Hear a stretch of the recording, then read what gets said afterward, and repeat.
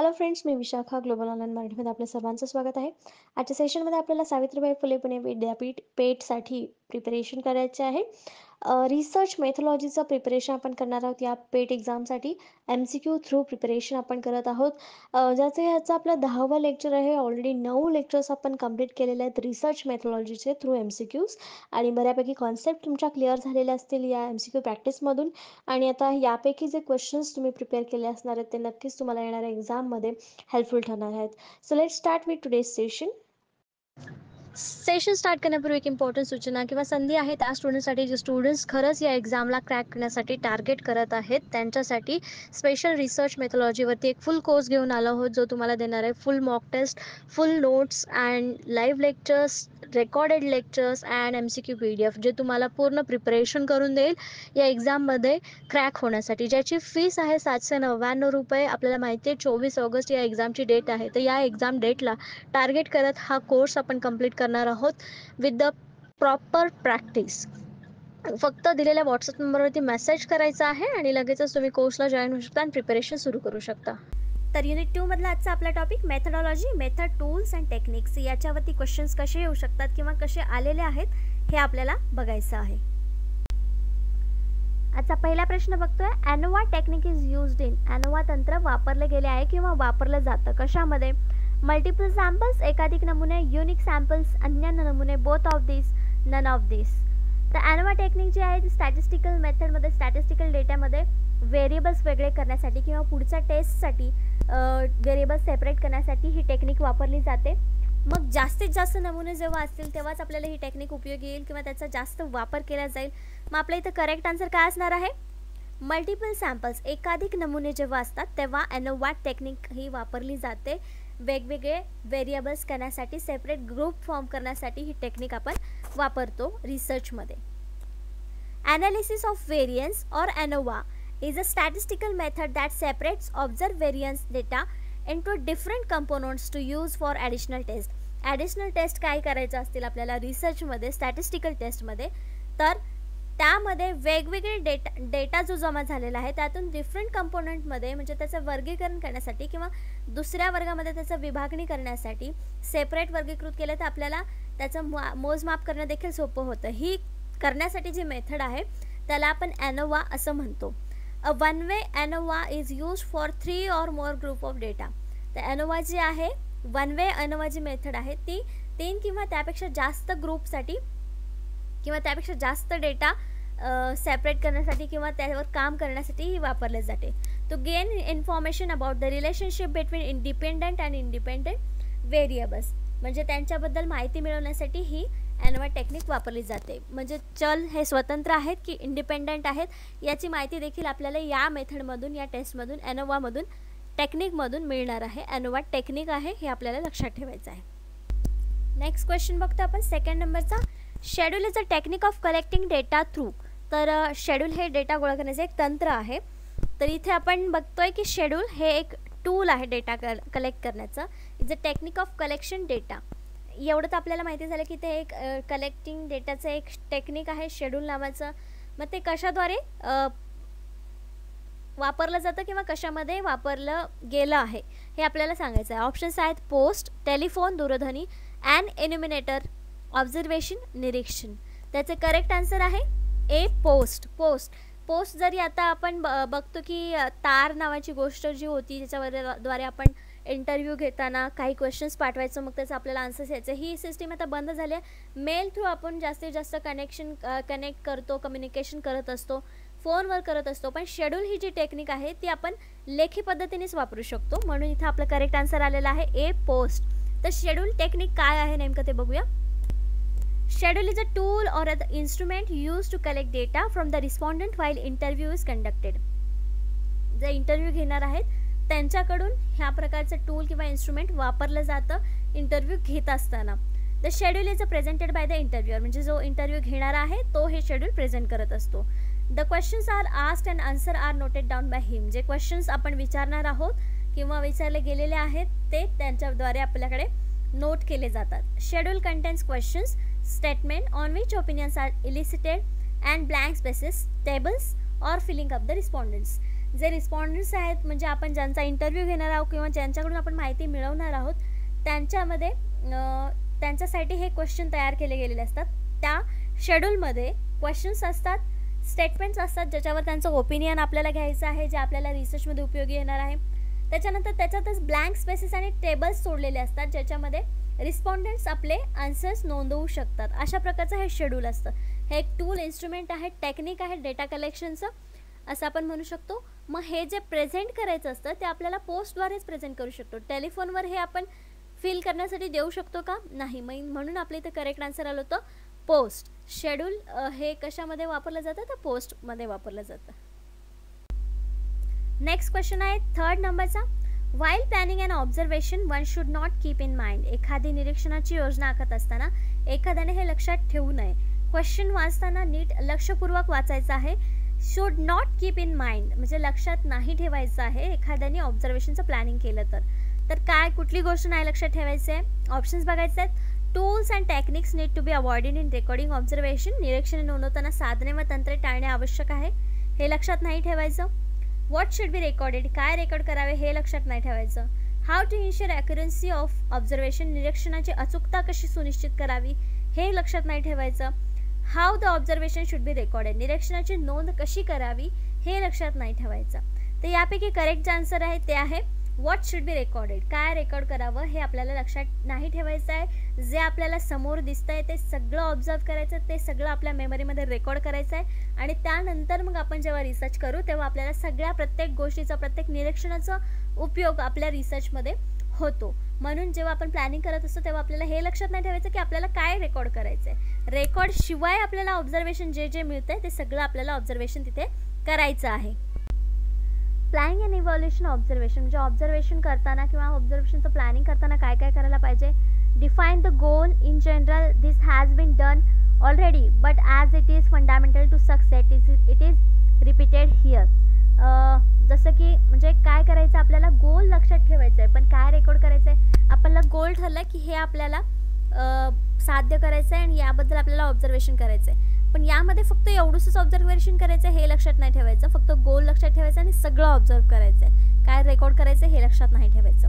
Differentiate what does this goal look like in classroom. Develop the observation plan collaboratively through partner. Select set a date. म्हणजे सुरुवातीला काय करायचं आहे आपल्याला differentiate करायचं आहे नेमकी कुठली गोष्ट आपल्याला ऑब्झर्व करायची आहे. डेव्हलप करायचं आहे की नेमकं कुठल्या गोष्टीवरती ऑब्झर्व करायचं आहे. त्याच्याबद्दल अजून काय काय गोष्टी लागणार आहेत ऑब्झर्व करण्यासाठी डेव्हलप करायचं आहे. प्लॅन कोलॅबरेटली करायचा आहे, सगळ्यांनी मिळून तो प्लॅन करायचा आहे. आपल्याला जे काही पार्टनर असतील किंवा आपल्यासोबत जे रिसर्च करणार आहेत त्यांना घ्यायचं आहे सोबत. आणि नंतर मग एक डेट सिलेक्ट करायची आहे, वेळ सिलेक्ट करायची आहे ऑब्झर्वेशनसाठी किंवा कालावधी सेट करायचा आहे की कुठले आपल्याला ऑब्झर्वेशन करायचं आहे. नेक्स्ट क्वेश्चन बघतोय आपण 4th नंबरचा. 4 important technique used to explore the information need of user are.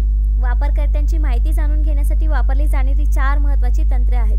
कोणती आहेत ते आपल्याला ऑप्शन्सपैकी सांगायचे आहेत. ऑप्शन्स आहेत क्वेश्चनायर, इन्व्हेस्टिगेशन, डायरी आणि ऑब्झर्वेशन. म्हणजे प्रश्नावली, तपासणी, डायरी आणि निरीक्षण.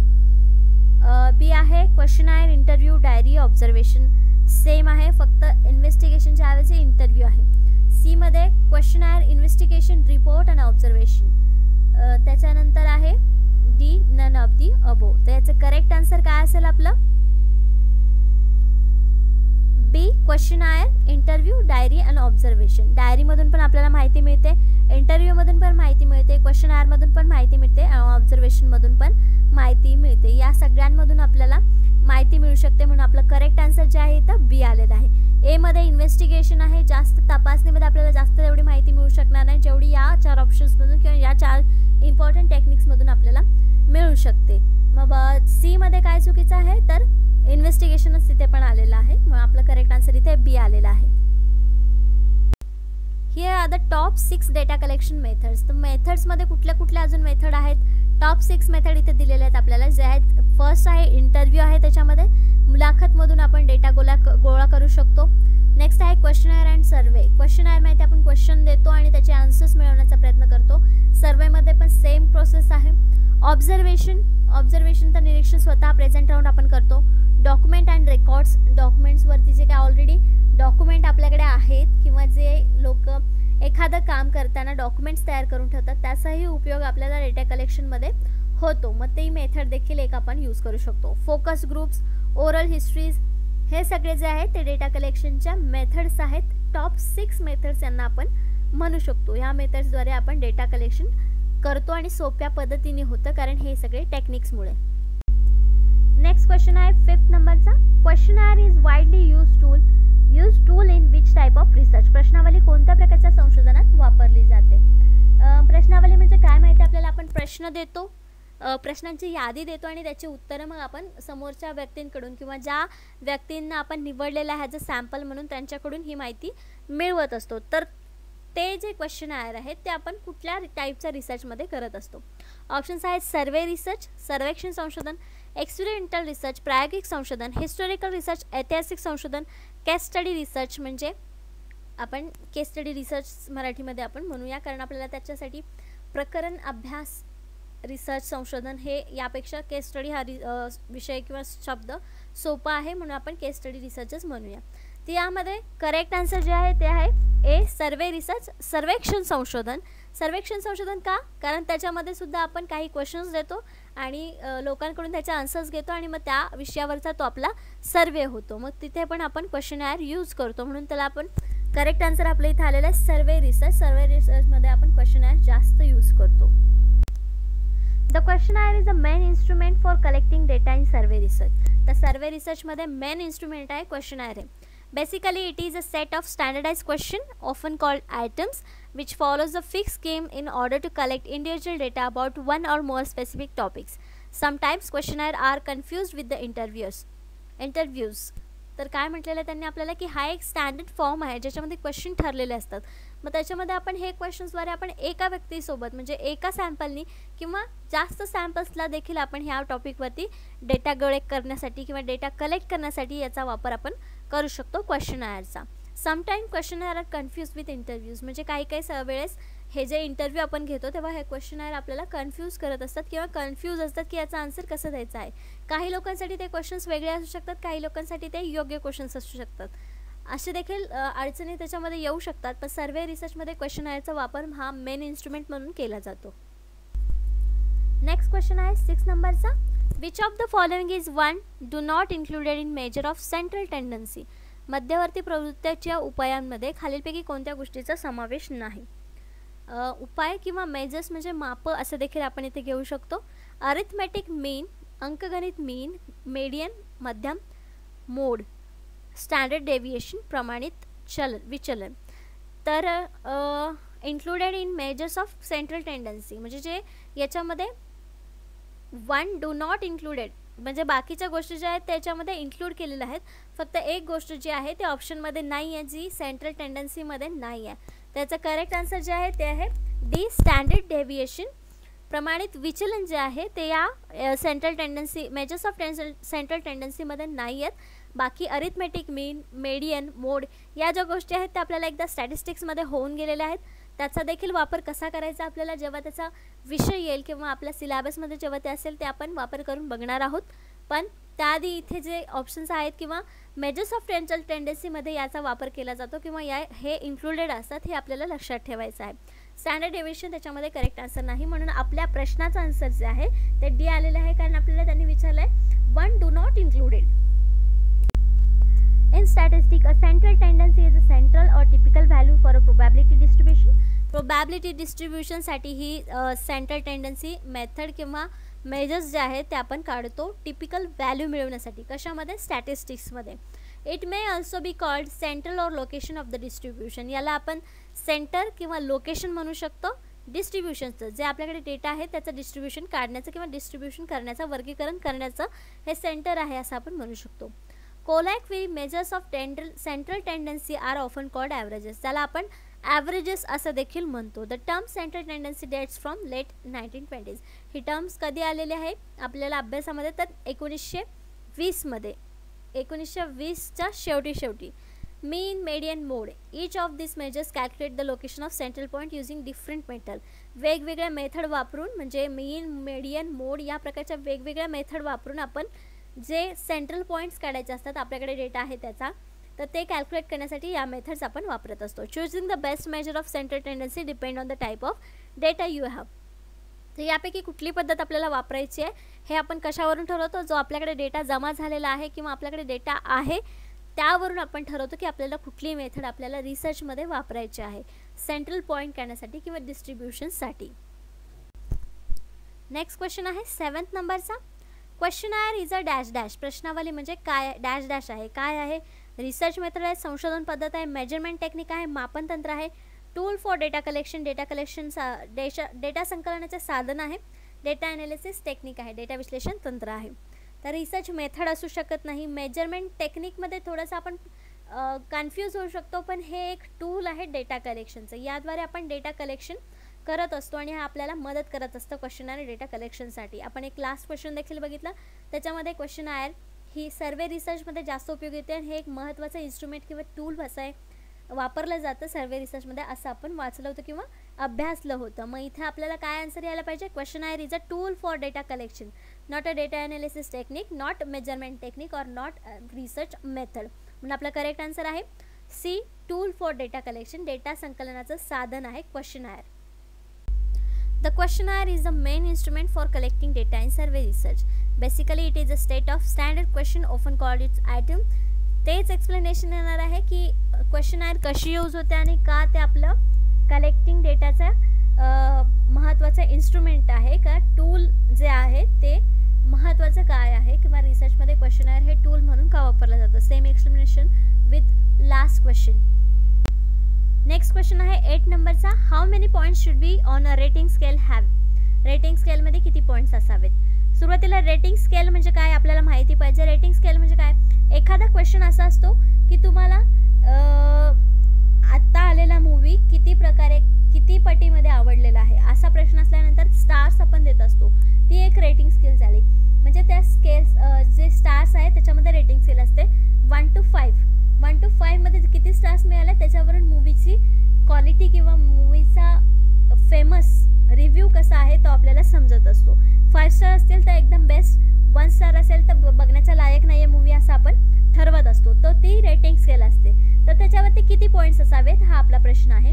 ऑप्शन्स आहेत 5, 4, 10 आणि D somewhere from 4 to 11 points, कुठेतरी 4 पासून ते 11 पॉईंट्सपर्यंत.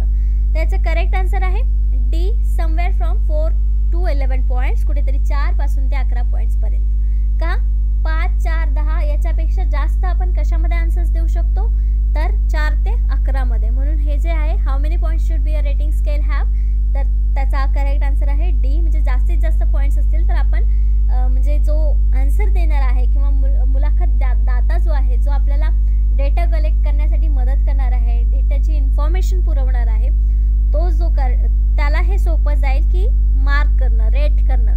म्हणून त्याच्यासाठी हे पॉईंट्स 4 ते 11 पॉईंट्स असणे गरजेचं आहे रेटिंग स्केलवरती. Rating scale is define as a close ended surveys question. तर रेटिंग स्केलला छोट्या वाक्यात किंवा असं काय म्हणू शकतो आपण, एक सर्वे क्वेश्चन असतो क्लोज एंडेड म्हणजे ज्याला एंड आहे. Use to represent respondent feedback in a comparative form for a specific particular feature, product, service. म्हणजे याच्यामध्ये काय देतो आपण की रिस्पॉन्डंट जे आहेत ते फीडबॅक देत असतात एका फॉर्ममध्ये. स्पेसिफिक फीचर असो, प्रोडक्ट असो, सर्व्हिस असो, त्याच्याबद्दल हा फीडबॅक फॉर्म असू शकतो रेटिंग स्केलमध्ये. It is the one of the most establish question type for online and offline survey where the survey responders are expected to rate or attribute for features.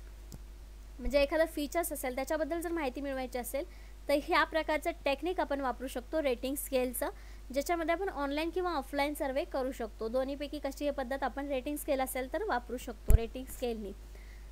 जसं की आता बघतो नवीन फीचर आलं, नवीन software आलं, तर त्याच्याबद्दल रेटिंगसाठी ऑनलाईन प्रकारचा असा फीडबॅक घेतला जातो, ज्याला आपण क्लोज एंडेड सर्वे क्वेश्चन म्हणतो किंवा रेटिंग स्केलद्वारे हे घेतले जातात. Rating scale is a variant of popular multiple choice question. Multiple choice question सारखं असतं, म्हणजे एकच स्केल असते त्याच्यामधून आपल्याला एक करेक्ट आन्सर चॉईस करायचं असतं, पण आपल्याला जे वाटतं ते स्केलवरती आपण नोंदवू शकतो. which is widely used to gather information that provides relative information about the specific topics.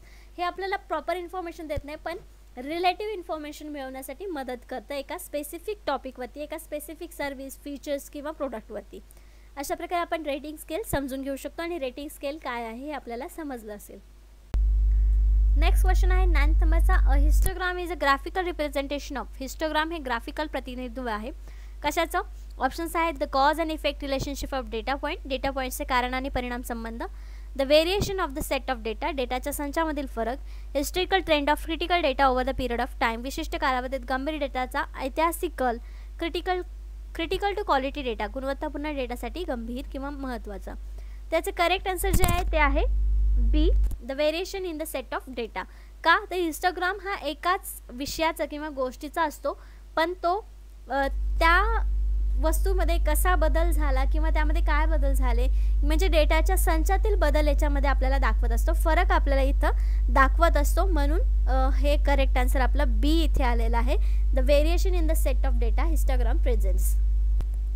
A histogram is a graphical representation of data where the data is grouped into the continuous number ranges. म्हणजे continuous ranges नंबरमध्ये हा data असतो. बारग्राफमध्ये जसं मध्ये space असतो तसा हा हिस्टोग्राममध्ये नसतो स्पेस, तो डायरेक्ट कंटिन्युअस नंबरमध्ये दिलेला असतो. And each range correspond to the vertical bar, म्हणजे वर्टिकल बारसोबत ती करस्पॉन्डन्स रेंजमध्ये असते.